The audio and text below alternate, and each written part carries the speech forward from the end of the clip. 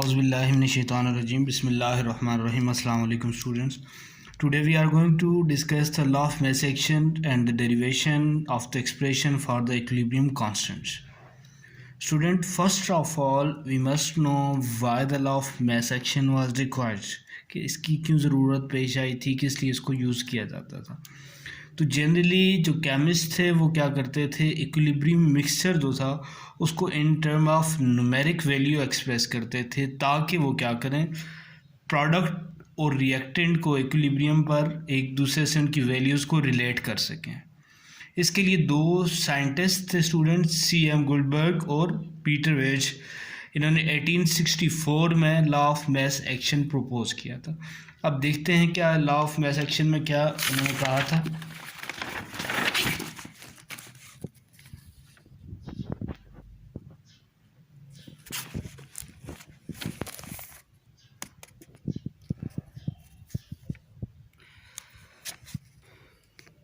This law states that the rate at which substance react is directly proportional to the active mass. अब ये active mass का term है, इसको हम define करते हैं आगे जाके। The rate at which reaction proceed is directly proportional to the product of active masses of the reactant. Student, दो चीज़ें आपको रिएक्टेंट और प्रोडक्ट में यकीनन आप लोअर ग्रेड्स में इसको पढ़ चुके हैं। रिएक्टेंट क्या है, प्रोडक्ट क्या है आपके पास, यहाँ पर उसी को आपने एक्सप्लेन करना है। The rate at which substance react, कि जब कोई सब्सटेंस किसी चीज़ से रिएक्ट करता है तो वो क्या होती है, उसके एक्टिव मास के डायरेक्टली प्रोपोर्शनल होती है, और वो रिएक्शन जिस रेट से प्रोसीड होता है वो उसके डायरेक्टली प्रोपोर्शनल होता है किसके, रिएक्टेंट के एक्टिव मासेस के। अब एक्टिव मास जो है स्टूडेंट, ये आपके पास किस चीज़ को डिनोट करती है, ये एक्चुअली कंसंट्रेशन ऑफ रिएक्टेंट आपके पास और प्रोडक्ट जो है उसको मोल पर डेसीमीटर क्यूब में ये डिनोट करती है। एक्टिव मास किसको, कंसंट्रेशन ऑफ, सिंपली आप ये कह सकते हैं कि active mass denotes, represents the concentration of product and reactant, और ये किस यूनिट में करती है, in mole decimetre cube, in mole decimetre cube, this is unit and expression in term of square bracket. अब इसको कि जो भी आप टर्म लिखेंगे उनको स्क्वायर ब्रैकेट में लिखेंगे, उसके अंदर आएंगी ये चीज़ें। आपके पास एक केस बताया गया है कि फॉर एग्जांपल एक ए मोल ऑफ, आपके पास एक रिएक्टेंट ए है, उसके ये स्मॉल ए जो है इसके मोल्स हैं, और एक रिएक्टेंट बी है उसके स्मॉल बी मोल्स हैं। एक आपके पास सी प्रोडक्ट है, उसके सी मोल्स हैं स्मॉल सी, और डी है आपके पास प्रोडक्ट और उसके मोल्स हैं स्मॉल डी। अब आपके पास ये स्टूडेंट रिवर्सिबल रिएक्शन है, ए और बी आपके पास दो रिएक्टेंट्स है, ये इनके नंबर ऑफ मोल्स दे दिए आपको, ये सी और डी आपके पास जो है क्या है, ये प्रोडक्ट्स हैं, और ये इनके नंबर ऑफ मोल्स बता दिए आपको। अब लॉ ऑफ मास एक्शन क्या कहता है कि फॉरवर्ड रिएक्शन क्या होता है, डायरेक्टली प्रोपोर्शनल। अब ये आपके पास फॉरवर्ड आ गया और ये आपके पास रिवर्स है। यहाँ पर आपने इसकी कंसंट्रेशन में नंबर ऑफ मोल जो हैं वो स्क्वायर ब्रैकेट के ऊपर लिखने हैं। यहाँ पर नंबर ऑफ मोल्स ये थे, स्क्वायर ब्रैकेट पे आ गए, यहाँ पर नंबर ऑफ मोल्स ये थे, स्क्वायर ब्रैकेट पर आ गए।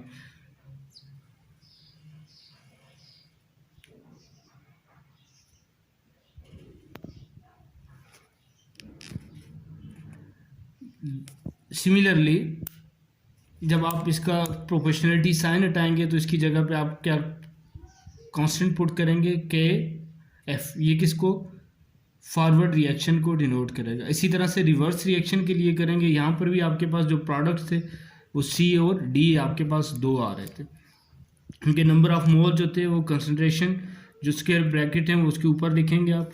जब यहाँ से भी आप प्रोपोर्शनलिटी साइन हटाएंगे तो इसकी जगह पे आपका क्या लगेगा, K R, rate of reverse reaction. अब के आर और के एफ जो हैं आपके पास स्टूडेंट्स, ये क्या होते हैं, कांस्टेंट होते हैं फॉरवर्ड और रिवर्स के लिए। इक्विलिब्रियम जब स्टेब्लिश होता है तो फॉरवर्ड और रिवर्स रिएक्शन जो होते हैं वो इक्वल होते हैं, तो इसलिए हमारे पास ये दो इक्वेशन बनी थी, इनको हम कोरिलेट करते हैं, इक्वेट करते हैं। K F is equal to K F concentration of A and B, similarly Kr concentration of C and D। अब ये जो कांस्टेंट थे इन दोनों को हम एक साइड पे ले आते हैं, अरेंज करते हैं। ये यहाँ पे मल्टीप्लाई हो रहा था, दूसरी साइड पे आके डिवाइड हुआ। ये यहाँ पर मल्टीप्लाई था, दूसरी साइड पे आके डिवाइड हुआ। Kf और Kr स्टूडेंट हमारे पास ये किसकी इक्वल आ जाता है? Kc के। Kc आपके पास क्या है? Equilibrium constant. This is equilibrium constant. ये आपके पास इक्वेशन स्टेब्लिश हो जाती है। अब ये जो स्क्वायर ब्रैकेट्स हैं ये concentration of chemical species at equilibrium, और ये किस में देते हैं? मोल पर डेसीमीटर क्यूब में। ऊपर आपको मैंने इसका बता भी दिया था। किसी भी एक्सप्रेशन के लिए आप जब बैलेंस इक्वेशन लिखेंगे तो उसके लिए क्या होगा? कंसंट्रेशन उसी तरह से स्क्रिप्ट सी ये लिखा जाएगा आपके पास। Thus, the equilibrium constant expressed for any reaction can be written from its balance equation। अब आपने ग्रेड 9 में इक्वेशन को बैलेंस करना सीखा है। पहले आप कोई भी अगर आपको रिएक्शन दिया हुआ है तो उसको देखेंगे आप कि अगर वो बैलेंस नहीं है तो you have to balance that reaction. उसके बाद आप उसको सॉल्व आउट करेंगे। नेक्स्ट स्टूडेंट्स हमारे पास टॉपिक आ जाता है conditions for equilibrium.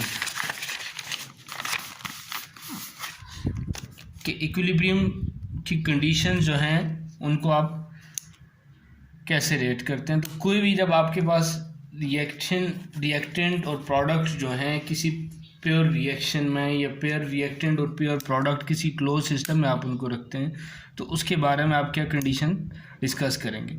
Equilibrium is reached when pure reactant and pure product और मिक्सचर ऑफ रिएक्टेंट और product is placed in a close container. या तो उन दोनों का मिक्सचर या अलग-अलग किसी क्लोज सिस्टम में उनको आप रखते हैं, तो इसमें क्या होगा? रेट ऑफ फॉरवर्ड और रेट ऑफ रिवर्स जो होगा उस कंटेनर के अंदर सेम टाइम पर वो होंगे। इसकी वजह से क्या सिचुएशन आपके पास डेवलप्ड होगी? The concentration of reactant and product remain the same indefinitely. तो जब आपके पास उस क्लोज सिस्टम में दोनों का फॉरवर्ड और रिवर्स रेट जो है वो सेम है, तो वो लामतनाही या लॉन्गर टाइम के लिए वही जो आपके पास सिचुएशन है वो प्रिवेल करेगी वहाँ पर।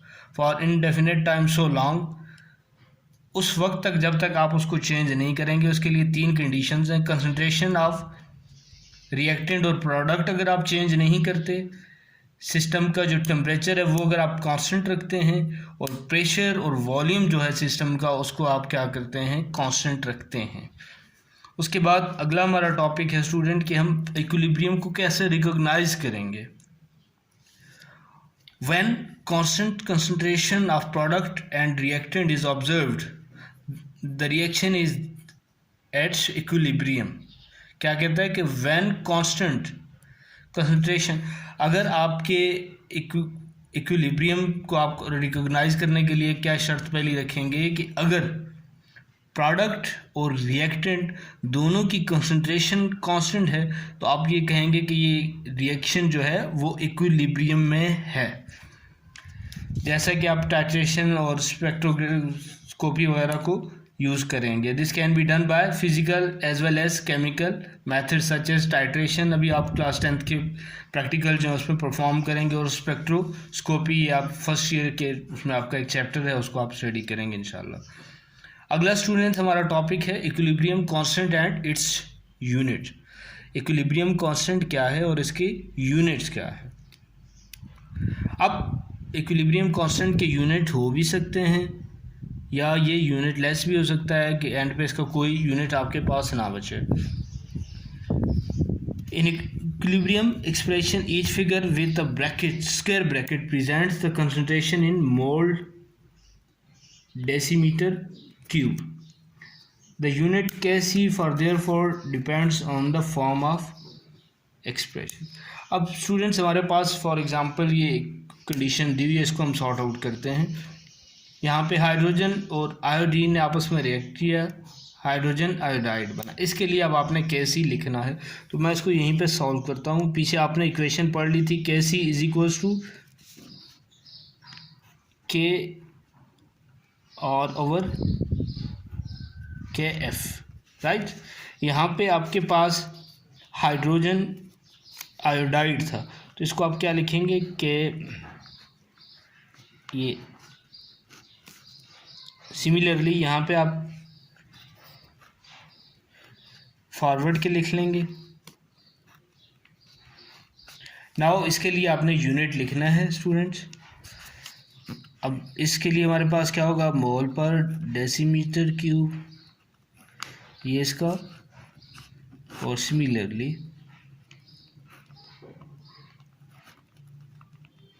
ये इसके लिए, और सेम थिंग इज हेयर। अब यहाँ पर ये स्क्वायर आ गया तो मीन्स कि ये 2 टाइम रिपीट हो रहा है, तो ये ऊपर और नीचे कैंसिल हो जाएंगे, आपके पास आंसर 0 आएगा। इसी तरह से स्टूडेंट्स अब यहाँ पे आपके पास इसका कोई यूनिट नहीं बचा। अगली एग्जांपल को जब आप सॉल्व करेंगे तो वहाँ पे आपके पास मोल पर डेसीमीटर क्यूब इसका आंसर आएगा। ये एग्जांपल्स हैं, प्लीज़ इनको सॉल्व कीजिएगा। नेक्स्ट स्टूडेंट्स हमारे पास है इम्पोर्टेंस ऑफ इक्विलिब्रियम कांस्टेंट। अब इक्विलिब्रियम कांस्टेंट को हमने देख लिया कि जब आपके पास रिएक्टेंट और प्रोडक्ट की कंसंट्रेशन चेंज ना हो रही हो तो आपके पास क्या स्टेब्लिश हो जाता है, उसको आप क्या कहते हैं, इक्विलिब्रियम कांस्टेंट। अब इसको किस लिए आप यूज़ करते हैं, इम्पोर्टेंस क्या है, सबसे पहले क्या है कि determine the equilibrium concentration of equilibrium mixture know the initial concentration of reactant. अगर आपको रिएक्टेंट की इनिशियल कंसंट्रेशन नोन है, determine the equilibrium concentration of equilibrium mixture. अगर आप इक्विलिब्रियम मिक्सचर की इनिशियल कंसंट्रेशन जानते हैं उसके रिएक्टेंट की, तो उसको आप डिटरमिन कर सकते हैं। दूसरा क्या है, उसकी प्रिडिक्ट करते हैं डायरेक्शन ऑफ केमिकल रिएक्शन, कि केमिकल रिएक्शन की क्या डायमेंशंस हैं, क्या डायरेक्शन है। Predict the extent of chemical reaction, कि वो किस तरफ प्रोसीड कर रहा है, किस लिमिट तक वो जा रहा है। Predict the effect of change in condition of chemical reaction on the equilibrium state, कि अगर उसकी कंडीशन में केमिकल रिएक्शन की उसमें चेंज लाया जाए तो उससे इक्विलिब्रियम स्टेट जो है उस पर क्या असरात पड़ेंगे, क्या उसका इफेक्ट होगा। इसी की एप्लीकेशंस में हम आगे चलेंगे। नाइट्रोजन और ऑक्सीजन दोनों स्टूडेंट्स क्या है, आपकी एयर जो है उसका मेन कॉन्स्टिट्यूएंट्स हैं, मेन उसके कंपोनेंट्स हैं, मेन उसके स्टेक होल्डर्स हैं। सबसे ज़्यादा ये दोनों पाए जाते हैं, 78 और 21%। अब नाइट्रोजन जब आपके पास ऑक्सीजन हाइड्रोजन के साथ मिलता है तो अमोनिया बनता है, और ये क्या होता है, रिवर्सिबल प्रोसेस है। इस प्रोसेस से अमोनिया जो आप बनाते हैं उसको क्या कहते हैं आप, हैबर प्रोसेस, और इससे आप जो प्रोड्यूस करते हैं अमोनिया वो 33% होती है। The high pressure is use for to favour the concentration of ammonia. अब इसमें थोड़ी सी कंडीशंस आप देख लें, यहाँ पर कंडीशन आपने क्या रखनी होती है, 400 सेंटीग्रेड इस रिएक्शन में टेम्परेचर होता है, और 200 ATM आपके पास प्रेशर होता है इसका। और इसमें कोई कैटलिस्ट भी आप यूज़ करते हैं, जैसे वेनेडियम ऑक्साइड वगैरह हैं, उनको आप यूज़ करते हैं ताकि वो रिएक्शन को क्या करें, बूस्ट करें। इसी तरह से ऑक्सीजन जब सल्फ़र के साथ मिलती है तो सल्फ़र डाइऑक्साइड, ये सल्फ्यूरिक एसिड की इंडस्ट्रियल स्केल पर कॉन्टैक्ट प्रोसेस के थ्रू लार्ज स्केल पर प्रोडक्शन होती है। सबसे पहले जब ऑक्सीजन सल्फ़र के साथ करती है रिएक्ट तो आपको क्या मिलता है, सल्फ़र डाइऑक्साइड।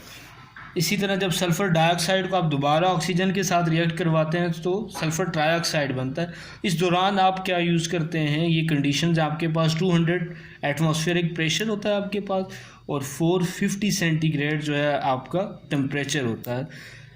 कैटलिस्ट अगेन यहाँ पर आप वेनेडियम ऑक्साइड और प्लाटिनियम 2 आप यूज़ कर सकते हैं। अब ये आपके पास जो है वो क्या है, रिवर्सिबल रिएक्शन है।